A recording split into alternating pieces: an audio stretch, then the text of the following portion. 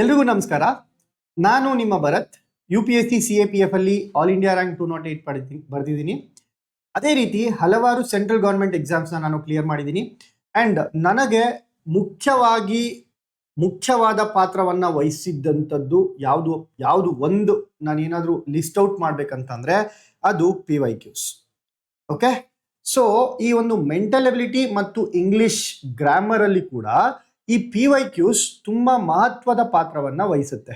Okay, so ಈ ಒಂದು mental ability ಮತ್ತು ಇಂಗ್ಲಿಷ್ ಗ್ರಾಮರ್ ಈ ಎರಡೂ ಸಬ್ಜೆಕ್ಟು PYQs ತುಂಬಾ ಇಂಪಾರ್ಟೆಂಟ್ ರೋಲ್ನ ಪ್ಲೇ ಮಾಡುತ್ತೆ.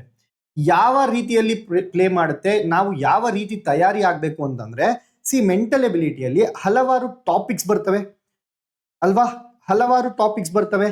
ಇಂಗ್ಲಿಷಲ್ಲಿ ಕೂಡ ಹಲವಾರು ಟಾಪಿಕ್ಸ್ ಬರ್ತವೆ. ಸೊ ಈ ಟಾಪಿಕ್ಸ್ ನಮ್ಗೆ ಹೇಗೆ ಗೊತ್ತಾಗುತ್ತೆ? ಈ ಟಾಪಿಕ್ಸ್ ನಮ್ಗೆ ಸಿಲೆಬಸ್ ನ ಮುಖಾಂತರ ಗೊತ್ತಾಗುತ್ತೆ ಅಲ್ವಾ. For example, mental ability syllabus ಅಂತ ನೋಡಿದ್ರೆ ಅದರಲ್ಲಿ ಒಂದು ಪ್ರಾಫಿಟ್ ಅಂಡ್ ಲಾಸ್ ಅಂತ ಇರುತ್ತೆ ಅಷ್ಟೇ. ಸಿಲೆಬಸ್ ಅಲ್ಲಿ ಏನಿರುತ್ತೆ? ಪ್ರಾಫಿಟ್ ಅಂಡ್ ಲಾಸ್ ಅಂತ ಇರುತ್ತೆ. ಆದ್ರೆ ಈ ಒಂದು ಪ್ರಾಫಿಟ್ ಅಂಡ್ ಲಾಸ್ ಅಲ್ಲಿ ಡಿಫ್ರೆಂಟ್ ಟೈಪ್ಸ್ ಆಫ್ ಪ್ರಾಬ್ಲಮ್ಸ್ ಇರ್ತವೆ, ಡಿಫ್ರೆಂಟ್ ಟೈಪ್ಸ್ ಇರ್ತವೆ. ಯಾವ ರೀತಿ ಸಾಲ್ವ್ ಮಾಡಬೇಕು ಅನ್ನೋದು ಡಿಫ್ರೆಂಟ್ ಟೈಪ್ಸ್ ಅಲ್ಲಿ ಇರ್ತವೆ ಅಲ್ವಾ. ಅದೇ ರೀತಿ ಒಂದು ಟಾಪಿಕ್ ಇಂಗ್ಲಿಷ್ ನಲ್ಲಿ ಅಂತ ತಗೊಂಡ್ರೆ ಅದು ಸಬ್ಜೆಕ್ಟ್ ವರ್ಬ್ ಅಗ್ರಿಮೆಂಟ್ ಆಗಿರುತ್ತೆ.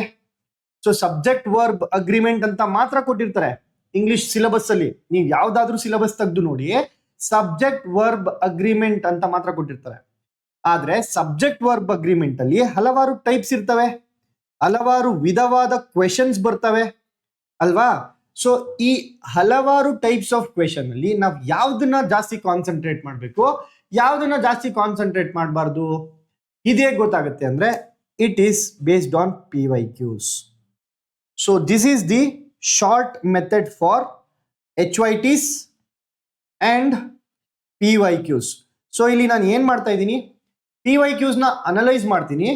PYQs ನ ಅನಲೈಸ್ ಮಾಡಿ ಸಿಲೆಬಸ್ ನಲ್ಲಿ ಇರುವಂತಹ HYT ಟಾಪಿಕ್ಸ್ ಅಂದ್ರೆ ಹೈ ಯೀಲ್ಡಿಂಗ್ ಟಾಪಿಕ್ಸ್ ನ ಹುಡುಕ್ತೀನಿ. ಈ ಹೈ ಯೀಲ್ಡಿಂಗ್ ಟಾಪಿಕ್ಸ್ ನ ಹುಡುಕಿ ಇದನ್ನ ಸಾಲ್ವ್ ಮಾಡ್ತೀನಿ, ಇದರಲ್ಲಿ ನಾನು ಪ್ರಾಕ್ಟೀಸ್ ಮಾಡ್ತೀನಿ. ಓಕೆ, ಈ ರೀತಿಯಾಗಿ ಮಾಡಿದಾಗ ನನ್ನ ಪ್ರಾಬ್ಲಮ್ಸ್ ಈಸಿ ಆಗ್ತವೆ, ನನ್ನ ಒಂದು ಮೆಥಡಾಲಜಿ, ನನ್ನ ಒಂದು ಸ್ಟಡಿ ಎಫೆಕ್ಟಿವ್ ಆಗುತ್ತೆ ಅಲ್ವಾ.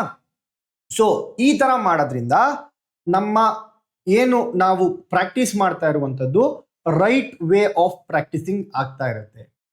ಓಕೆ, ಸೊ ಇದರಲ್ಲಿ ಒಂದು ಕ್ವೆಶನ್ ನಿಮ್ಗೆ ಎಕ್ಸಾಂಪಲ್ ಕೊಡೋದಾದ್ರೆ, ಪ್ರಾಫಿಟ್ ಅಂಡ್ ಲಾಸ್ ಅಲ್ಲಿ ಒಂದು ರೀತಿಯಾದಂತಹ ಒಂದು ಟೈಪ್ ಪ್ರಾಬ್ಲಮ್ ಯಾವ್ದಪ್ಪ ಅಂದ್ರೆ SP ಸೇಮ್ ಪ್ರಾಬ್ಲಮ್ಸ್.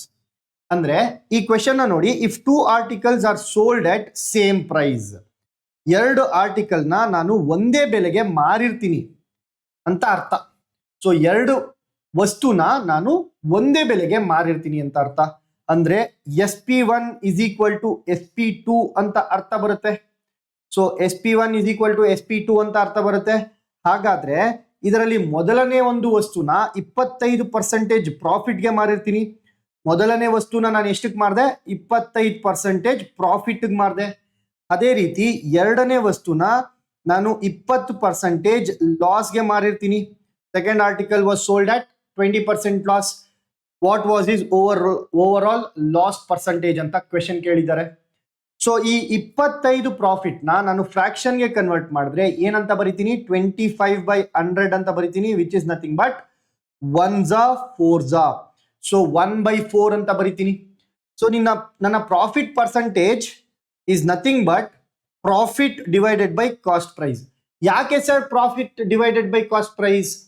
ನನ್ನ ಪ್ರಾಫಿಟ್ ಆಗಲಿ ಅಥವಾ ಲಾಸ್ ಆಗಲಿ ನಾನು ಯಾವ್ದ್ರ ಮೇಲೆ ಕ್ಯಾಲ್ಕುಲೇಟ್ ಮಾಡ್ತೀನಿ ಅಂತ ಅಂದ್ರೆ, ನಾನು ಮಾಡಿರುವಂತಹ ಹೂಡಿಕೆಯ ಮೇಲೆ, ಅಥವಾ ನಾನು ಮಾಡಿರುವಂತಹ ಇನ್ವೆಸ್ಟ್ಮೆಂಟ್ ಮೇಲೆ, ಅಥವಾ ನನ್ನ ಕೈಯಿಂದ ಆಗಿರುವಂತಹ ಖರ್ಚಿನ ಮೇಲೆ ನನ್ನ ಲಾಭ ಅಥವಾ ನಷ್ಟನ ನಾನು ಕಂಡುಹಿಡಿತೀನಿ. ಆದ್ರಿಂದ ಮೇಲೆ ಇರುವಂತದ್ದೇನೋ ನನ್ನ ಪ್ರಾಫಿಟ್ ಆಗುತ್ತೆ, ಕೆಳಗಡೆ ಇರುವಂತದ್ದು ನನ್ನ ಕಾಸ್ಟ್ ಪ್ರೈಸ್ ಆಗಿರುತ್ತೆ, ಅಂದ್ರೆ ಕೊಂಡ ಬೆಲೆ ಆಗಿರುತ್ತೆ. ಅದೇ ರೀತಿ ಇದರಲ್ಲಿ ಅಪ್ಲೈ ಮಾಡಿದ್ರೆ ಇದೇನು ಇದು ನನ್ನ ಪ್ರಾಫಿಟ್, ಇದೇನು ಇದು ನನ್ನ ಕೊಂಡ ಬೆಲೆ. ಸೊ CP1 ಏನಾಯ್ತು? 4 ರೂಪಾಯಿ ಆಯ್ತು. ಅದೇ ರೀತಿ SP1 ಏನಾಗುತ್ತೆ? 5 ರೂಪಾಯಿ ಆಗುತ್ತೆ. ಯಾಕೆ ಸರ್ 5 ರೂಪಾಯಿ? 4 ರೂಪಾಯಿ ಕೊಂಡ್ಕೊಂಡೆ, ₹1 ಲಾಭ ಬಂತು. ಹಾಗಾದ್ರೆ ನಾನು ಇದನ್ನ ಎಷ್ಟು ರೂಪಾಯಿಗೆ ಮಾರಬೇಕು? ಪ್ರಾಫಿಟ್ ಆಗಿರೋದ್ರಿಂದ ಪ್ಲಸ್ ಮಾಡ್ತೀನಿ.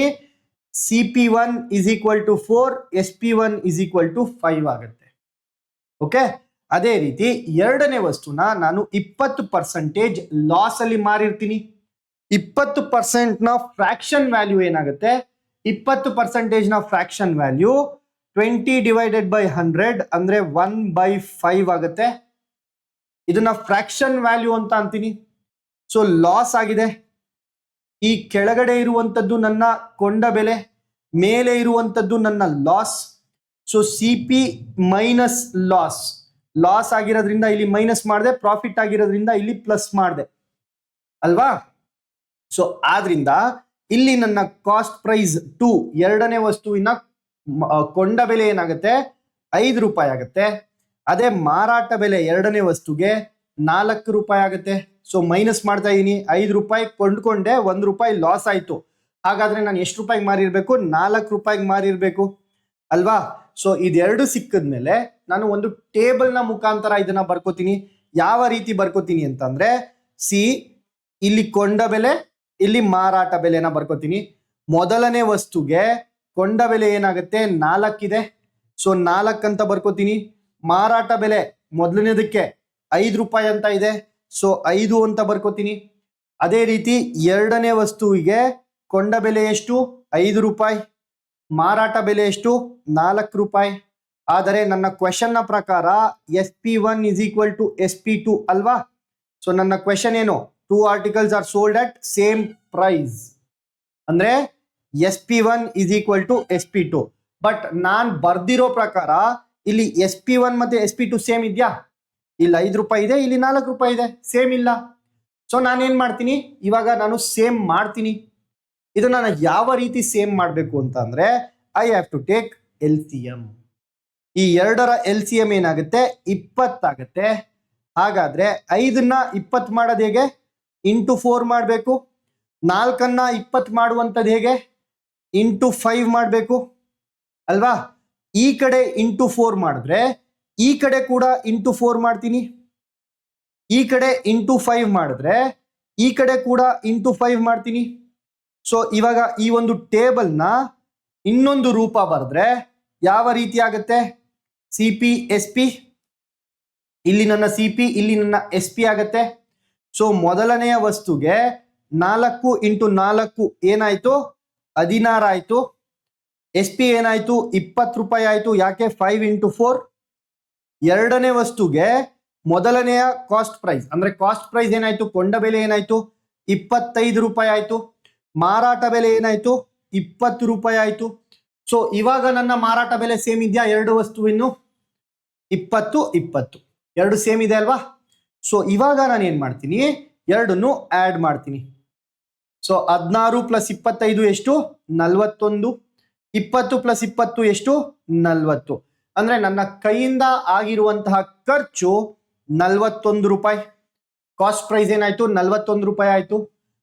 ನನಗೆ ವಾಪಸ್ ಬಂದಿದ್ದು ಅಂದ್ರೆ ನನ್ನ ಮಾರಾಟ ಬೆಲೆ ಎಷ್ಟು? ₹40 ಆಯ್ತು. ಎರಡು ಸೇರಿದ್ರೆ ಸೊ ನನ್ನ ಕಾಸ್ಟ್ ಪ್ರೈಸ್ 41, ಸೆಲ್ಲಿಂಗ್ ಪ್ರೈಸ್ 40. ಅಂದ್ರೆ ₹41 ಖರ್ಚಾಯ್ತು. ನನಗೆ ಬಂದಿದ್ದು ವಾಪಸ್ ₹40.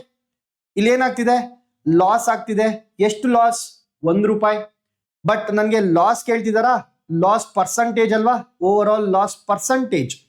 ಸೊ ಪರ್ಸೆಂಟೇಜ್ ನ ಕೇಳಿದಾಗ loss percentage is equal to 1 divided by, ನಾನು ಯಾವಾಗ್ಲೂ ನನ್ನ ಪ್ರಾಫಿಟ್ ಅಥವಾ ಲಾಸ್ ನ ಯಾವ್ದ್ರ ಮೇಲೆ ಕಂಡುಹಿಡಿತೀನಿ ಅಂತಂದ್ರೆ ನನ್ನ ಕೈಯಲ್ಲಿ ಆಗಿರುವಂತಹ ಖರ್ಚಿಗೆ. ಸೊ ಇಲ್ಲಿ ಖರ್ಚೆಷ್ಟು? 41. So 1 divided by 41 into 100. Into 100 ಯಾಕೆ? ಬೇಕಾಗಿರುವಂತದ್ದು ಪರ್ಸೆಂಟೇಜ್, ಹಾಗಾಗಿ ಇಂಟು 100 ನ ಮಾಡ್ತೀನಿ. So 1/41 into 100 is nothing but 41/100 ಆಗುತ್ತೆ. 41/100 ಪರ್ಸೆಂಟೇಜ್ ಎಲ್ಲಿದೆ? ಸೊ 100/41%. ಸಾರಿ, 100 ಡಿವೈಡೆಡ್ ಬೈ 41% ಆಗುತ್ತೆ. ಎಲ್ಲಿದೆ 100/41? ಇಲ್ಲಿದೆ ನೋಡಿ. 100 ಡಿವೈಡೆಡ್ ಬೈ 41% ಲಾಸ್ ಆಗುತ್ತೆ. ಓಕೆ, ಇದು ಒಂದು ರೀತಿ ಒನ್ ಟೈಪ್ ಆಫ್ ಪ್ರಾಬ್ಲಮ್. ಯಾವ ರೀತಿ? ಯಾವ type? SP same problem. Okay, ಈ ರೀತಿಯಾಗಿ ಸಾಲ್ವ್ ಮಾಡ್ಬೋದು. ಸೊ ನಿಮ್ಗೆ ಹೇಳ್ಕೊಡೋದಕ್ಕೆ ನಾನು ಇದೆಲ್ಲ ಮಾಡಿದೆ. ಬಟ್ ನಾನೇ ಮಾಡ್ಬೇಕಾದ್ರೆ ನಾನು ಇದನ್ನ ಒಂದೇ ಸರಿ ಬರ್ಕೊಂತೀನಿ. ಸೊ 25% ಅಂದಿದ ತಕ್ಷಣ ನಾನು 1/4 ಅಂತ ಈಸಿಯಾಗಿ ಬರೀತೀನಿ. ಅಂಡ್ ಸಿ ಪಿ ಎಷ್ಟು 4, ಎಸ್ ಪಿ ಎಷ್ಟು 5 ಅಂತ ಬರೀತೀನಿ. ಇದೆಲ್ಲ ಮಾಡುವಂತಹ ಅವಶ್ಯಕತೆ ನಿಮ್ಗೆ ಅರ್ಥ ಆಗ್ಲಿ ಅಂತ ಅಷ್ಟೇ. ಬಟ್ ನಾನು ಇದನ್ನ ಈಸಿಯಾಗಿ ಟೇಬಲ್ ನ ಬರೀಬಹುದು. ಈ ತರ ಟೇಬಲ್ ಬರೆದ್ರೆ 2 ಸ್ಟೆಪ್ ಅಲ್ಲಿ ಆನ್ಸರ್ ಸಿಗುವಂತದ್ದು. ಓಕೆ, ಇದೇ ರೀತಿ ಇನ್ನೊಂದು ಟೈಪ್ ಆಫ್ ಪ್ರಾಬ್ಲಮ್ ನ ನೋಡೋಣ. If the selling price of 20 articles, ಅಂದ್ರೆ 20 ವಸ್ತುಗಳ ಮಾರಾಟ ಬೆಲೆ ಯಾವ್ದಕ್ಕೆ ಸಮ ಇರುತ್ತೆ? ಈ same as cost price of 23 articles. 23 ವಸ್ತುಗಳ ಕೊಂಡ ಬೆಲೆಗೆ ಸಮ ಆಗಿರುತ್ತೆ. ಸೊ ಮೆಂಟಲ್ ಎಬಿಲಿಟಿಯಲ್ಲಿ ನಾನು ಯಾವಾಗ್ಲೂ ಹೇಳ್ತಾ ಇರ್ತೀನಿ, ಕ್ವೆಶನ್ ಇಂಗ್ಲಿಷ್ ಅಲ್ಲಿ ಇರುತ್ತೆ ಅಥವಾ ಕನ್ನಡದಲ್ಲಿ ಇರುತ್ತೆ. ಕ್ವೆಶನ್ ನಾವು ಮ್ಯಾಥ್ಸ್ ಗೆ ಕನ್ವರ್ಟ್ ಮಾಡ್ಬಿಟ್ರೆ ಅಲ್ಲಿ ನಮಗೆ 50% ಆಫ್ ದಿ ಪ್ರಾಬ್ಲಮ್ ಅಲ್ಲೇ ಸಾಲ್ವ್ ಆಗ್ಬಿಡುತ್ತೆ. ಹೇಗೆ ಅಂತ ಅಂದ್ರೆ ಇಲ್ಲಿ ನೋಡಿ, ಸೆಲ್ಲಿಂಗ್ ಪ್ರೈಸ್ ಇದೆ. ಸೊ ಎಸ್ ಪಿ ಅಂತ ಬರ್ಕೋತೀನಿ, ಮಾರಾಟ ಬೆಲೆ. ಆಫ್ ಇಂಗ್ಲಿಷ್ ಅಲ್ಲಿ ಆಫ್ ಅಂದ್ರೆ, ಮ್ಯಾಥ್ಸ್ ಅಲ್ಲಿ ಇಂಟು ಅಂತ. 20 ವಸ್ತು, ಹಾಗಾಗಿ ಇಂಟು 20 ಮಾಡ್ತೀನಿ. ಈ ಸೇಮ್ ಆಸ್ ನಾನು ಈಕ್ವಲ್ಸ್ ಅಂತ ಬರಿತೀನಿ. ಕಾಸ್ಟ್ ಪ್ರೈಸ್ ಸಿ ಪಿ ಕೊಂಡ ಬೆಲೆ, ಆಫ್ ಅಂತ ಇದೆ, ಇಂಟು ಅಂತ ಬರ್ಕೊಂಡೆ. 23 ಅಂತ ಇದೆ, 23 ಅಂತ ಬರ್ಕೊಂಡೆ. ಇದು ಮ್ಯಾಥಮೆಟಿಕಲ್ ಲ್ಯಾಂಗ್ವೇಜ್. ನೀವು ನೋಡಿದ್ರೆ it is an PYQ of LDC official paper 2018ರಲ್ಲಿ ಆಗಿರುವಂಥದ್ದು. ಓಕೆ, ಸೊ ಇಲ್ಲಿಗೆ ಅರ್ಧ ಪ್ರಾಬ್ಲಮ್ ಸಾಲ್ವ್ ಆಗೋಯ್ತು. ಸೊ ನಾನು ಮಾಡಬೇಕಾಗಿರೋದೇನು, S P into 20 is equal to C P into 23 ಅಂತ ಗೊತ್ತಾಯ್ತು. ಈಗ ಸಿ ಪಿನ ನಾನು ಈ ಕಡೆ ಕಳಿಸ್ತೀನಿ. ಏನಾಗುತ್ತೆ? S P divided by C P into 20 is equal to 23 ಆಗುತ್ತೆ. ಈ 20ನ ನಾನು ಈ ಕಡೆ ಕಳಿಸ್ತೀನಿ. ಏನಾಗುತ್ತೆ? S P by C P is equal to 23/20 ಆಗುತ್ತೆ. ಸೊ ಮೇಲಿರುವಂಥದ್ದು ಕೆಳಗಡೆ ಹೋಗುತ್ತೆ, ಈ ಕಡೆಯಿಂದ ಆ ಕಡೆಗೆ ಕಳಿಸಿದ್ರೆ 23/20 ಆಯ್ತು. ಇದ್ರ ಅರ್ಥ ಏನು? ನನ್ನ ಮಾರಾಟ ಬೆಲೆ 23, ಕೊಂಡ ಬೆಲೆ 20 ಅಂತ. So my selling price is 23, my cost price is 20. So ಮಾರಾಟ ಬೆಲೆ 23, ಕೊಂಡ ಬೆಲೆ 20 ರೂಪಾಯಿ ಅಂತ ಅಂದ್ರೆ 20 ರೂಪಾಯಿ ಕೊಟ್ಟು ಕೊಂಡ್ಕೊಂಡೆ, 23 ರೂಪಾಯಿಗೆ ಮಾರ್ದೆ ಅಂದ್ರೆ ನನ್ನ ಪ್ರಾಫಿಟ್ ಏನಾಗುತ್ತೆ? 3 ರೂಪಾಯಿ ಆಗುತ್ತೆ. ಸೊ ಪ್ರಾಫಿಟ್ ಪರ್ಸಂಟೇಜ್ ಕೇಳ್ತಾ ಇದ್ದಾರೆ. ಪ್ರಾಫಿಟ್ ಪರ್ಸಂಟೇಜ್ ನ ಕೇಳಬೇಕಾದ್ರೆ ಹೇಗೆ ಸಾಲ್ವ್ ಮಾಡ್ತೀನಿ ನಾನು? 3 ಡಿವೈಡೆಡ್ ಬೈ ಎಷ್ಟು? ನಾನು ಯಾವಾಗ್ಲೂ ನನ್ನ ಕಾಸ್ಟ್ ಪ್ರೈಸ್, ನನ್ನ ಖರ್ಚನ್ನ ಕೆಳಗಡೆ ಇಡಬೇಕು. ಸೊ ನನ್ನ ಖರ್ಚು ಎಷ್ಟು ಇಲ್ಲಿ? 20 ರೂಪಾಯಿ. 20 ಇಂಟು 100 ಯಾಕೆ? ಪರ್ಸಂಟೇಜ್ ಕೇಳ್ತಾ ಇದ್ದಾರೆ. ಓಕೆ, 21 25 ಇಲ್ಲಿ 3 ಇಂಟು 5 ಏನಾಗುತ್ತೆ? 15% ನನ್ನ ಆನ್ಸರ್ ಆಗುತ್ತೆ. ಎಲ್ಲಿದೆ 15%? Option 3. Okay, this is another type, ಇನ್ನೊಂದು type of problems. Okay, so ಈ ರೀತಿ ಈ ಒಂದು ಮೆಥಡಾಲಜಿಯಲ್ಲಿ ಈ ತರ ಈಸಿಯಾಗಿ ಹೇಳ್ಕೊಡುವಂತಹ ಕೋರ್ಸ್ ಯಾವ್ದಾದ್ರು ಇದೆಯಾ ಅಂತ ಅಂದ್ರೆ ಖಂಡಿತವಾಗ್ಲೂ ಶಾಂತ ಮಾರ್ಗದಲ್ಲಿ ಮೆಂಟಲ್ ಎಬಿಲಿಟಿ ಕ್ರ್ಯಾಶ್ ಕೋರ್ಸ್ ಅಂತ ಒಂದು ಕೋರ್ಸ್ನ ನಾವು ಲಾಂಚ್ ಮಾಡ್ತಾ ಇದ್ದೀವಿ. ಸೊ ಇದೇ ಯುಗಾದಿಗೆ mental ability crash course batch 2 start ಆಗುತ್ತೆ. So already crash course 1 first batch successful ಆಗಿ ರನ್ ಆಗ್ತಿದೆ. ಇವಾಗ ಆಲ್ರೆಡಿ ಒಂದು 21 ಕ್ಲಾಸಸ್ ಆಲ್ರೆಡಿ ಮುಗ್ದಿದೆ. ಓಕೆ, ಸೊ ಯುಗಾದಿಗೆ ಅಂತ ನಿಮ್ಮೆಲ್ಲರಿಗೂ ಒಂದು ಕೊಡುಗೆ ಏನಪ್ಪಾ ಅಂತಂದ್ರೆ mental ability crash course batch 2. Okay, purely based on HYT and PYQs. So ಈ ಒಂದು ಬ್ಯಾಚ್ ನ ಒಂದು ಸಿಗ್ನಿಫಿಕೆಂಟ್ ಕ್ಯಾರೆಕ್ಟರ್ ಏನಪ್ಪಾ ಅಂತ ಅಂದ್ರೆ ಪ್ರತಿಯೊಂದು ಟೈಪ್ ಅಲ್ಲೂ PYQs ಮುಖಾಂತರ ಹೇಳ್ಕೊಡುವಂಥದ್ದು. ಓಕೆ, ಸೊ ಇನ್ನೊಂದು special characteristic of this program is the PYQs. Okay, PYQs ಅಂತ ಹೇಳಿದೆ ಅಲ್ವಾ? ಇಲ್ಲಿ ನೋಡಿ, ಸೊ ಒಂದು ಹೋಮ್ವರ್ಕ್ಸ್ ನ ಕೊಡುವಂಥದ್ದು. ಇಲ್ಲಿ ಹೋಮ್ವರ್ಕ್ಸ್ ನ ನಾವು ಯಾವ ತರ ಕೊಡ್ತೀವಿ ಅಂತಂದ್ರೆ, this is an homework done by a student called as Anusha. ಆಯ್ತಾ? ಅನುಷಾ ಅವರು ಮಾಡಿರುವಂತಹ ಒಂದು ಹೋಮ್ವರ್ಕ್ ನ ಎಕ್ಸಾಂಪಲ್ ನ ನಿಮ್ಗೆ ಕೊಡ್ತಾ ಇದ್ದೀನಿ. ಸೊ ಪ್ರಾಫಿಟ್ ಅಂಡ್ ಲಾಸ್ ನ ನಾನು ಕಂಪ್ಲೀಟ್ ಮಾಡಿದ ನಂತರ PYQs ನ ಸಾಲ್ವ್ ಮಾಡೋದಕ್ಕೆ ಹೇಳ್ತೀನಿ. ಸೊ PYQs ಅಲ್ಲಿ SSC 2025 ಅಲ್ಲಿ ಪ್ರಾಫಿಟ್ ಬಗ್ಗೆ ಒಂದು ಟೈಪ್ ಆಫ್ ಪ್ರಾಬ್ಲಮ್ ಕೇಳಿದ್ದಾರೆ. ಸೊ ಅದರಲ್ಲಿ ನಾನು ಹೇಳ್ಕೊಟ್ಟಿರುವಂತಹ ಮೆಥಡಾಲಜಿ ಯೂಸ್ ಮಾಡಿ ಆನ್ಸರ್ ಬರ್ತಾ ಇರುವಂತದ್ದು.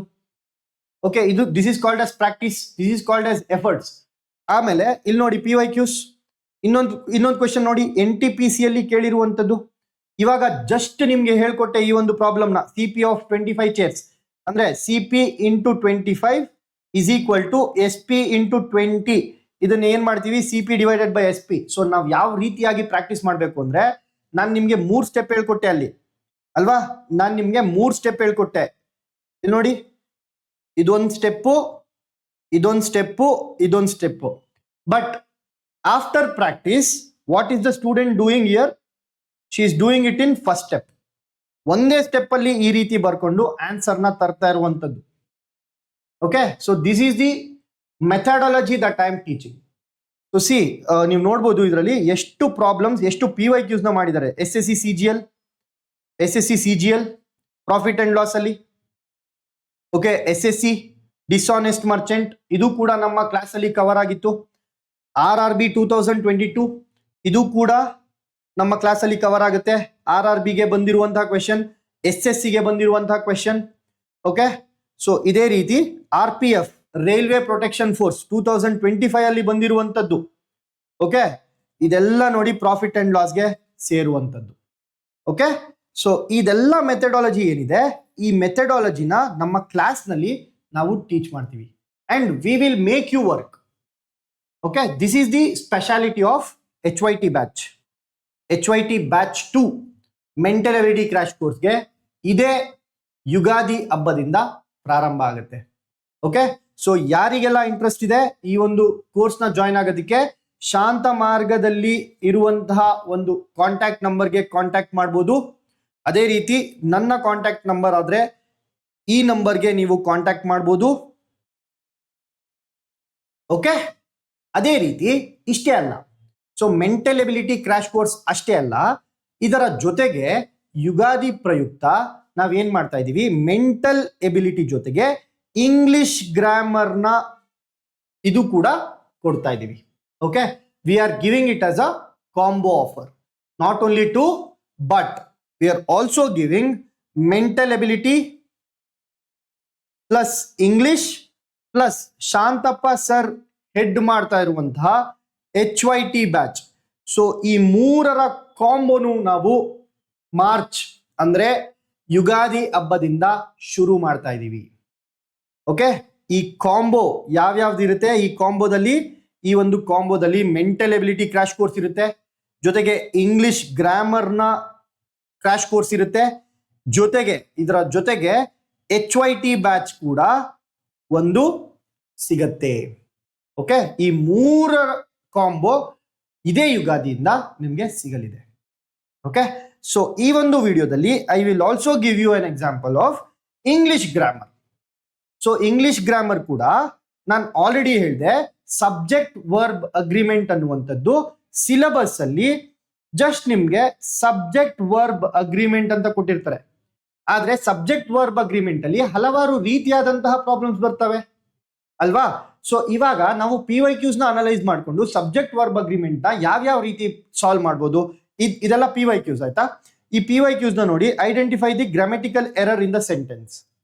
ಇದರಲ್ಲಿ ಎಲ್ಲಿ ತಪ್ಪಿದೆ ಅಂತ ನಾವು ಹುಡುಕ್ಬೇಕು. The committee are meeting tomorrow to discuss the proposal. So ಇಲ್ಲಿ ತಪ್ಪೇಲಿದೆ, ನಾನು ನೋಡಿದ ತಕ್ಷಣ ಉತ್ತರ ಮಾಡ್ಬೋದು. ಇಲ್ಲಿ ಆರ್ ಮೀಟಿಂಗ್ ಅನ್ನುವಂಥದ್ದು ತಪ್ಪಿದೆ. ಯಾಕೆ ತಪ್ಪಿದೆ ಸರ್ ಅಂತಂದ್ರೆ, ಇಲ್ಲಿ ಕಮಿಟಿ ಅಂತ ಅಂದ್ರೆ ಎಷ್ಟು ಕಮಿಟಿಗಳು? ಒಂದೇ ಕಮಿಟಿ. ಈ ಕಮಿಟಿ ಅನ್ನುವಂಥದ್ದು it is showing a collective noun. ಇದ್ರ ಬಗ್ಗೆ ಎಲ್ಲ ತಲೆ ಕೆಡ್ಸ್ಕೋಬೇಡಿ, ನಾನು ಯಾವಾಗ್ಲೂ ಹೇಳ್ತೀನಲ್ವಾ, we should always make it simple ಅಂತ. ಸರ್ ಎಷ್ಟು ಕಮಿಟಿಗಳ ಬಗ್ಗೆ ಮಾತಾಡ್ತಿದ್ದಾರೆ? ಒಂದೇ ಕಮಿಟಿ ಬಗ್ಗೆ. ಕಮಿಟಿ ಒಳಗೆ ಎಷ್ಟು ಜನ ಆದ್ರೂ ಇರಲಿ, ಕಮಿಟಿಗಳು ಎಷ್ಟಿವೆ? ಒಂದೇ ಕಮಿಟಿ. ಕಮಿಟಿ ಅಂತಿದ್ದಾರೆ, ಒಂದೇ ಕಮಿಟಿ ಅಲ್ವಾ. ಸೊ ಒಂದೇ ಕಮಿಟಿ ಅಂತ ಅಂದಾಗ ಇಲ್ಲಿ ಪ್ಲೂರಲ್ ಯಾಕೆ ಬಳಸ್ಬೇಕು, ಸಿಂಗ್ಯುಲರ್ ನ ಬಳಸ್ಬೇಕು? ದ ಕಮಿಟಿ ಈಸ್ ಮೀಟಿಂಗ್ ಅಂತ ಬರುತ್ತೆ. ಓಕೆ, ಆರ್ ಬರಲ್ಲ, ಈಸ್ ಮೀಟಿಂಗ್. ಬಿಕಾಸ್ ಕಮಿಟಿ, ಎಷ್ಟು ಕಮಿಟಿ ಸರ್? ಒಂದೇ committee. That is why committee ಅಂದಿದ ತಕ್ಷಣ ಈಸ್ ಅಂತ ಬಳಸ್ತೀವಿ. The committee is meeting tomorrow to discuss the proposal ಅಂತ. ಅರ್ಥ ಆಯ್ತಾ? ಇದೇ ರೀತಿ ಇನ್ನೊಂದು ಕ್ವೆಶನ್ ನೋಡಿ, find the error. She along with her friends ಇಲ್ಲಿ ಒಂದೇ ಒಂದು ಮಿಸ್ಟೇಕ್ ಇದೆ, ಏನಪ್ಪಾ ಅಂತಂದ್ರೆ ಈ ರೀತಿ. Okay, she along with our friends, ಇದನ್ನ ನಾವು ಸಬ್ಜೆಕ್ಟ್ ವರ್ಬ್ ಅಗ್ರಿಮೆಂಟ್ ಅಲ್ಲಿ ಟುಗೆದರ್ ವಿತ್ ರೂಲ್ ಅಂತ ಕರಿತೀವಿ. ಏನಂತ ಕರಿತೀವಿ? ಟುಗೆದರ್ ವಿತ್ ಅಂದ್ರೆ ಜೊತೆಯಲ್ಲಿ ಅಂತ ಅರ್ಥ ಕೊಡುವಂತಹ ಪದಗಳು. ಸೊ ಯಾವೆಲ್ಲ ಪದಗಳು ಜೊತೆಯಲ್ಲಿ ಅಂತ ಅರ್ಥ ಕೊಡುತ್ತೆ? Along with, together with, in addition to, also. ಇವೆಲ್ಲ ಏನಂತ ಕೊಡುತ್ತೆ? ಇವೆಲ್ಲ ಏನ್ ಅರ್ಥ ಕೊಡುತ್ತೆ? ಇವೆಲ್ಲ ಇವರ ಜೊತೆಲಿ ಇವರಿಗೂ ಕೂಡ ಅಂತ. ಸೊ ಈ ತರ ಇದ್ದಾಗ, ಈ ತರ ಪದಗಳ ಬಳಕೆ ಆದಾಗ ನಾನು ಏನ್ ಮಾಡ್ಬೇಕು? ಇಲ್ಲಿ ಎರಡು ಸಬ್ಜೆಕ್ಟ್ ಬರುತ್ತೆ. ಸೊ ಸಬ್ಜೆಕ್ಟ್ ವರ್ಬ್ ಅಗ್ರಿಮೆಂಟ್ ಅಲ್ಲಿ ಎರಡು ಸಬ್ಜೆಕ್ಟ್ ಬರುತ್ತೆ. ಸಬ್ಜೆಕ್ಟ್ ಅಂದ್ರೆ ತೀರಾ ತಲೆ ಕೆಡ್ಸ್ಕೊಳ್ಳೋ ಅವಶ್ಯಕತೆ ಇಲ್ಲ. ಈಗ ಸಬ್ಜೆಕ್ಟ್ ಅಂದ್ರೆ ಯಾರ ಬಗ್ಗೆ ಒಂದು ಸೆಂಟೆನ್ಸ್ ಮಾತಾಡ್ತಾ ಇದೆ, ಅದು ನನ್ನ ಸಬ್ಜೆಕ್ಟ್. ನಾನು ನೀರ್ನ ಕುಡ್ದೆ, ಇದು ಏನು? ಇದು ಯಾರ ಬಗ್ಗೆ ಮಾತಾಡ್ತಾ ಇದ್ದೀನಿ? ನನ್ನ ಬಗ್ಗೆ ಮಾತಾಡ್ತಾ ಇದ್ದೀನಿ. ಸೊ ಇಲ್ಲಿ ಸಬ್ಜೆಕ್ಟ್ ಏನು? ನಾನು ಈ ಒಂದು ವಿಡಿಯೋನ ಮಾಡ್ತಾ ಇದ್ದೀನಿ, ಇದೊಂದು ಸೆಂಟೆನ್ಸು. ಯಾರ ಬಗ್ಗೆ ಮಾತಾಡ್ತಿದೆ? ನನ್ನ ಬಗ್ಗೆ ಮಾತಾಡ್ತಿದೆ. ನಾನು ಮಾಡ್ತಾ ಇದ್ದೀನಿ ಅಂತ ಹೇಳ್ತಾ ಇದ್ದೀನಲ್ವಾ? ಸೊ ನಾನು ಅನ್ನುವಂಥದ್ದು ನನ್ನ ಸಬ್ಜೆಕ್ಟ್. ಓಕೆ, ನಾನು ಟಿವಿ ನೋಡ್ತಾ ಇದ್ದೀನಿ, ಅಥವಾ ಒಂದು ಬೆಕ್ಕು ಓಡೋಯ್ತು, ಯಾರ ಬಗ್ಗೆ ಮಾತಾಡ್ತಿದೆ? ಬೆಕ್ಕು ಬಗ್ಗೆ ಮಾತಾಡ್ತಿದೆ. ಅಥವಾ ಒಂದು ಕಲ್ಲು ಅಲ್ಲಿ ಬಿದ್ದಿದೆ, ಈ ಒಂದು ಸೆಂಟೆನ್ಸ್ ಯಾರ ಬಗ್ಗೆ ಮಾತಾಡ್ತಿದೆ? ಕಲ್ಲು ಬಗ್ಗೆ ಮಾತಾಡ್ತಿದೆ. ಹಾಗಾಗಿ ನನ್ನ ಸಬ್ಜೆಕ್ಟ್ ಏನು? ಆ ಕಲ್ಲು. ಅಷ್ಟೇ ಅಲ್ವಾ? ಸೊ ಇಲ್ಲಿ ನೋಡಿ, she along with our friends, ಇಲ್ಲಿ ಯಾರ್ಯಾರ ಬಗ್ಗೆ ಮಾತಾಡ್ತಾ ಇದ್ದೀವಿ? ಒಂದು ಅವಳು, ಶಿ ಅನ್ನುವಂಥದ್ದು ಒಂದು ಸಬ್ಜೆಕ್ಟ್ ಆದ್ರೆ, ಅವಳ ಗೆಳೆಯರು ಅವರ್ ಫ್ರೆಂಡ್ಸ್ ಅನ್ನೋದು ಎರಡನೇ ಸಬ್ಜೆಕ್ಟ್ ಆಗುತ್ತೆ. ಸೊ ಇಬ್ರು ಬಗ್ಗೆ ಮಾತಾಡ್ತಾ ಇದೀವಿ. ಇವಾಗ ಅವಳ ಬಗ್ಗೆ ಮಾತಾಡ್ತಾ ಇದೀವಿ, ಜೊತೆಗೆ ಅವಳ ಫ್ರೆಂಡ್ಸ್ ನ ಕೂಡ. ಅವಳನ್ನ she was invited along with our friends. Okay, ಈ ರೀತಿಯಾದಂತಹ ಸೆಂಟೆನ್ಸ್. ಇಲ್ಲಿ ಅಲಾಂಗ್ ವಿತ್ ಅಂತ ಬಂದಾಗ, ಈ ರೀತಿಯ ಅರ್ಥ ಕೊಡುವಂತಹ ಪದಗಳು ಬಂದಾಗ ನನ್ನ ವರ್ಬ್ ಏನಾಗಬೇಕು? ಅಂತಂದ್ರೆ it should be matching with subject 1. Subject verb agreement ಅಂದ್ರೇನೆ ಅದು. ನನ್ನ ಸಬ್ಜೆಕ್ಟ್ ಮತ್ತೆ ವರ್ಬ್ ಎರಡು ಹೊಂದಾಣಿಕೆ ಆಗ್ಬೇಕು. ಸೊ ಇದನ್ನ ನಾನು ಕನ್ನಡದಲ್ಲಿ ಹೇಳಿದಾಗ, ನಾನು ಅವಳನ್ನ ಇನ್ವೈಟ್ ಮಾಡಿದೆ, ಜೊತೆಗೆ ಅವಳ ಫ್ರೆಂಡ್ಸ್ನೂ ಇನ್ವೈಟ್ ಮಾಡಿದೆ. ನಾನು ಸಿಂಗ್ಯುಲರ್ ಪದನ ಯೂಸ್ ಮಾಡ್ತಾ ಇದ್ದೀನಿ. ನೀವು ಗಮನಿಸಿದ್ರೆ ಏಕವಚನನ ಯೂಸ್ ಮಾಡ್ತಾ ಇದ್ದೀನಿ ಅಲ್ವಾ? ಅವಳ ಫ್ರೆಂಡ್ಸ್ ಜೊತೆಗೆ ಅವಳನ್ನು ಇನ್ವೈಟ್ ಮಾಡಿದೆ ಅಂತ. ಅವಳ ಫ್ರೆಂಡ್ಸ್ ನ ಜೊತೆಗೆ ಅವಳನ್ನು ನಾನು ಇನ್ವೈಟ್ ಮಾಡಿದೆ ಅಂತ. ಇಲ್ಲಿ ನಾನು ಏಕವಚನ ಬಳಸ್ತಾ ಇದ್ದೀನಿ, ಆದ್ರಿಂದ ಇಲ್ಲಿ ವರ್ ಬರಬಾರ್ದು, ವಾಸ್ ಇನ್ವೈಟೆಡ್ ಬರಬೇಕು. ಸೊ ವರ್ ಇನ್ವೈಟೆಡ್ ಅಲ್ಲಿ ತಪ್ಪಿದೆ. ವರ್ ಇನ್ವೈಟೆಡ್ ಅಲ್ಲ, it should be was invited. So ಇದು ನಿಮ್ಮ ಸಬ್ಜೆಕ್ಟ್ ವರ್ಬ್ ಅಗ್ರಿಮೆಂಟ್ ನ ಪ್ರಶ್ನೆಗಳು. ಇದೇ ರೀತಿ ಇನ್ನೊಂದು ಕ್ವೆಶನ್ ಇದೆ. ಏನು? ಪ್ಯಾಸಿವ್ ವಾಯ್ಸ್ ನ ಕಂಡುಹಿಡಿಬೇಕು. ಇದು ಕೂಡ one of the important HYT. So ಇದು ಕೂಡ important HYT, active voice, passive voice ಅನ್ನುವಂಥದ್ದು. ಸೊ ಈ ರೀತಿಯಾದಂತಹ ಪ್ರಾಬ್ಲಮ್ಸ್ ನ, ಈ ರೀತಿಯಾದಂತಹ ಕ್ವೆಶನ್ಸ್ ನ, ಪ್ರಾಕ್ಟೀಸ್ ಕ್ವೆಶನ್ಸ್ ನ ಮಾಡಿಸುವಂತಹ batch English grammar. Okay, so ನಿಮ್ಗೆ ಎಲ್ಲರಿಗೂ ಯಾರಿಗೆ ಈ ಒಂದು ಇಂಗ್ಲಿಷ್ ಗ್ರಾಮರ್ ಬೇಕು, ಒಂದು ಕಾಂಬೋ ಆಫರ್ ನಲ್ಲಿ ಇದನ್ನ ನೀವು ಪರ್ಚೇಸ್ ಮಾಡಬಹುದು. ಇದರಲ್ಲಿ ನಿಮ್ಗೆ ಸಿಗುವಂತದ್ದು ಮೆಂಟಲ್ ಎಬಿಲಿಟಿ, ಇಂಗ್ಲಿಷ್ ಗ್ರಾಮರ್ ಜೊತೆಗೆ HYT ಬ್ಯಾಚ್. HYT ಸಕ್ಸಸ್ಫುಲ್ ಆಗಿ 9th ಬ್ಯಾಚ್ ರನ್ ಆಗ್ತಿದೆ. ಓಕೆ, 9ನೇ ಬ್ಯಾಚ್. ಈ ಮೂರು combination, mental ability batch 2, crash course batch 1, HYT batch 9. So ಈ ಮೂರರ ಕಾಂಬೋ ನಿಮ್ಗೆ ಬೇಕು ಅಂತಂದ್ರೆ ಯು ಕ್ಯಾನ್ ಕಾಂಟ್ಯಾಕ್ಟ್ ಶಾಂತ ಮಾರ್ಗ. ಸೊ ಇದು ಡಿಸ್ಕ್ರಿಪ್ಷನ್ ಅಲ್ಲಿ ಇರುತ್ತೆ. ಶಾಂತ ಮಾರ್ಗದ ಕಾಂಟ್ಯಾಕ್ಟ್ ನಂಬರ್ ಡಿಸ್ಕ್ರಿಪ್ಷನ್ ಅಲ್ಲಿ ಇರುತ್ತೆ. ಹಾಗೆ you can also contact me. ಈ ನಂಬರ್ಗೆ ನೀವು ಕಾಂಟ್ಯಾಕ್ಟ್ ಮಾಡಬಹುದು for further details. Okay, yes. So ಇನ್ನೊಂದು ಕ್ವೆಶನ್ ನ ಸಾಲ್ವ್ ಮಾಡೋಣ. ಈ ಒಂದು ಸಾಲ್ವ್ ಮಾಡಬೇಕಾದ್ರೆ active voice, passive voice. Sir, active voice, passive voice ಅಂದ್ರೆ ಏನು? ನಾನು ವಸ್ತುವಿಗೆ ಏನ್ ಮಾಡಿದೆ ಅಂದ್ರೆ ಅದು ಆಕ್ಟಿವ್ ವಾಯ್ಸ್. ವಸ್ತು ನನ್ನಿಂದ ಏನ್ ಮಾಡಿಸ್ಕೋತು ಅಂತ ಅಂದ್ರೆ ಅದು ಪ್ಯಾಸಿವ್ ವಾಯ್ಸ್. ಈಗ ಫಾರ್ ಎಕ್ಸಾಂಪಲ್ ನಾನು ನೀರು ಕುಡ್ದೆ, ಇದು ಆಕ್ಟಿವ್ ವಾಯ್ಸ್. ನೀರು ನನ್ನಿಂದ ಕುಡಿಯಲ್ಪಟ್ಟಿತು, ಇದು ಪ್ಯಾಸಿವ್ ವಾಯ್ಸ್. ಅಷ್ಟೇ ಡಿಫ್ರೆನ್ಸು ಆಕ್ಟಿವ್ ವಾಯ್ಸ್ಗೂ ಮತ್ತೆ ಪ್ಯಾಸಿವ್ ವಾಯ್ಸ್ಗೂ. ಸೊ ನಾನು ಯಾವಾಗ್ಲೂ ಏನ್ ಹೇಳ್ತೀನಿ, ಆಕ್ಟಿವ್ ವಾಯ್ಸ್ ಮತ್ತು ಪ್ಯಾಸಿವ್ ವಾಯ್ಸ್ ಮಾಡ್ಬೇಕಾದ್ರೆ ಯಾವಾಗ್ಲೂ ಟ್ರಾನ್ಸ್ಲೇಟ್ ಇಂಟು ಕನ್ನಡ, ತುಂಬಾ ಈಸಿ ಆಗ್ಬಿಡುತ್ತೆ. ಈಗ ನೋಡಿ, ಹೂ ರೋಟ್ ದಿಸ್ ಪೊಯಮ್, ಈ ಪದ್ಯನ ಯಾರು ಬರೆದ್ರು ಅಲ್ವಾ, ಈ ಪದ್ಯವನ್ನು ಯಾರು ಬರೆದರು. ಸೊ ಇದು ನಿಮ್ಮ ಕನ್ನಡದಲ್ಲಿ ಟ್ರಾನ್ಸ್ಲೇಷನ್ ಅಲ್ವಾ. One second.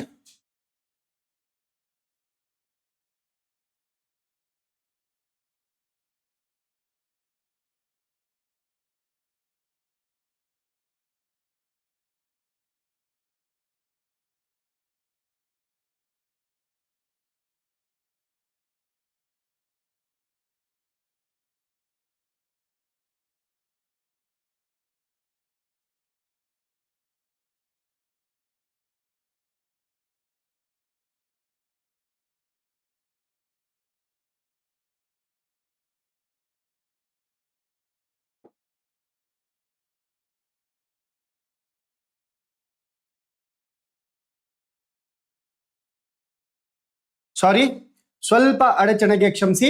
ಸೊ ಇಲ್ಲಿ ನಾನು ಏನ್ ಹೇಳ್ತಾ ಇದ್ದೆ, ಆಕ್ಟಿವ್ ವಾಯ್ಸ್ ಅಲ್ಲಿ ಕನ್ನಡದಲ್ಲಿ ನಾನು ಹೇಗೆ ಬರಿತೀನಿ, ಈ ಪದ್ಯವನ್ನು ಯಾರು ಬರೆದರು.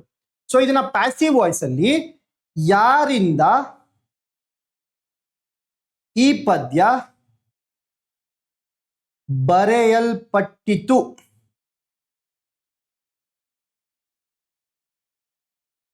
ಯಾರಿಂದ ಈ ಪದ್ಯ ಬರೆಯಲ್ಪಟ್ಟಿತು ಅನ್ನುವಂಥದ್ದು ನನ್ನ ಪ್ಯಾಸಿವ್ ವಾಯ್ಸ್ ಆಗುತ್ತೆ.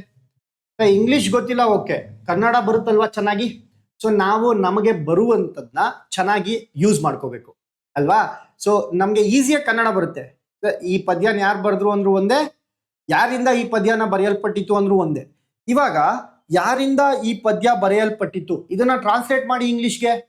ಯಾರಿಂದ ಅನ್ನೋದಕ್ಕೆ ಏನಂತೀವಿ, ಬೈ ಹೂಮ್. ಬರೆಯಲ್ಪಟ್ಟಿತು ಅಂದ್ರೆ ವಾಸ್ ಈ ಪದ್ಯ, ದಿಸ್ ಪೊಯಮ್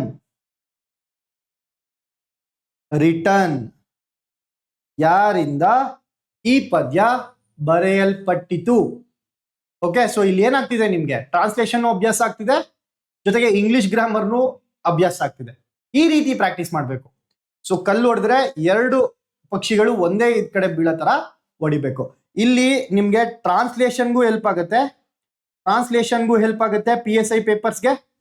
ಅದೇ ರೀತಿ ಗ್ರೂಪ್ ಸಿ ಎಕ್ಸಾಮ್ಸ್ಗೆ ಇಂಗ್ಲಿಷ್ ಗ್ರಾಮರ್ಗೂ ಯೂಸ್ ಆಗುತ್ತೆ ಅಲ್ವಾ. ಸೊ ಈ ಒಂದು ಕೋರ್ಸ್ನ ಮುಖಾಂತರ, ಈ ಒಂದು ಕ್ರಾಶ್ ಕೋರ್ಸ್ನ ಮುಖಾಂತರ ಯು ವಿಲ್ ಗೆಟ್ 2 ಬೆನಿಫಿಟ್ಸ್. ಒಂದು ಟ್ರಾನ್ಸ್ಲೇಷನ್, ಇನ್ನೊಂದು ನಿಮ್ಮ group C English grammar. Not only group C, SSCಗೆ ಒಂದು important part English grammar.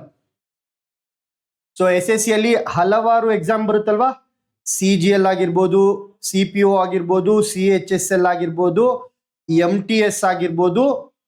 Okay, ಇದೆಲ್ಲದಕ್ಕೂ one of the important part is English grammar. ಅದೇ ರೀತಿ RRB ಎಕ್ಸಾಮ್ಸ್, ಬ್ಯಾಂಕಿಂಗ್ ಎಕ್ಸಾಮ್ಸ್, ಇದೆಲ್ಲದಕ್ಕೂ ಡೈರೆಕ್ಟ್ ಆಗಿ ಇಂಗ್ಲಿಷ್ ನಲ್ಲಿ ಅತಿ ಮುಖ್ಯವಾದಂತಹ ಪಾತ್ರನ ವಹಿಸುತ್ತೆ. ಇದಷ್ಟೇ ಅಲ್ಲದೆ ಟೀಚರ್ಸ್ ಎಕ್ಸಾಮ್ ಅಲ್ಲೂ ಕೂಡ 30 ಮಾರ್ಕ್ಸ್ಗೆ ನಿಮ್ಗೆ ಇಂಗ್ಲಿಷ್ ಗ್ರಾಮರ್ ಬರುವಂತದ್ದು. ಇದಿಷ್ಟೇ ಅಲ್ಲಪ್ಪ, UPSC ನಡೆಸುವಂತಹ CAPF ಎಕ್ಸಾಮ್. ಸೊ ನಾನು ಹೇಳ್ತಾ ಇರ್ತೀನಿ, CAPF ಅಲ್ಲಿ ಆಲ್ ಇಂಡಿಯಾ ರ್ಯಾಂಕ್ 208 ಬಂದಿದೆ ನನಗೆ ಅಂತ. ಸೊ UPSC CAPF ಅಲ್ಲಿ 25 ಮಾರ್ಕ್ಸ್ಗೆ ಇಂಗ್ಲಿಷ್ ಗ್ರಾಮರ್ ಇರುತ್ತೆ, 25 ಮಾರ್ಕ್ಸ್ಗೆ ಇಂಗ್ಲಿಷ್ ಗ್ರಾಮರ್ ಇರುತ್ತೆ. ಇದ್ರ ಜೊತೆಗೆ ಹಾಗೆ UPSC EPFO ದಲ್ಲೂ ಕೂಡ 25 ಮಾರ್ಕ್ಸ್ಗೆ ಇಂಗ್ಲಿಷ್ ಗ್ರಾಮರ್ ಇರುತ್ತೆ. ಸೊ ಇಂಗ್ಲಿಷ್ ಗ್ರಾಮರ್ ಇದೆಲ್ಲದಕ್ಕೂ ಯೂಸ್ ಆಗುತ್ತೆ. ಓಕೆ, ಸೊ ಯಾರಿಗೆಲ್ಲ ಈ ಕೋರ್ಸ್ನ ತಗೋಬೇಕು, you can call me, you can contact us. Again I am writing 8884818983. So you can contact this number. Okay, so ಮುಂದಿನ ವಿಡಿಯೋದಲ್ಲಿ ಸಿಗೋಣ. ಅಲ್ಲಿವರೆಗೂ ಶಾಂತಪ್ಪ ಸರ್ ಇವಾಗ HYT ಬ್ಯಾಚ್ ಮೇಲೆ ಒಂದು ಸಂಕ್ಷಿಪ್ತವಾಗಿ ಮಾತನಾಡ್ತಾರೆ. So I will call upon Shantappa sir.